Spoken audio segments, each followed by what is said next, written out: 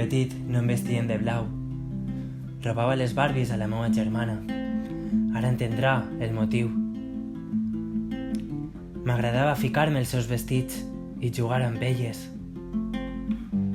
No m'agradava que digueren com actuar i controlar els meus gestos, ja que sempre he sigut rebel, l'ovella negra de la família. Odiava el futbol, les motos, els tractors i que em comparaven amb el meu germà. Ell, qui sempre ha sigut com un home.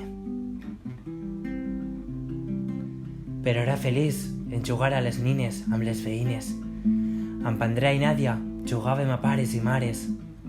Amb Sam i les seves amigues ens creàvem bodes, coreografies per ballar als vells del carrer. Es divertíem, era lliure, era feliç en aquells instants.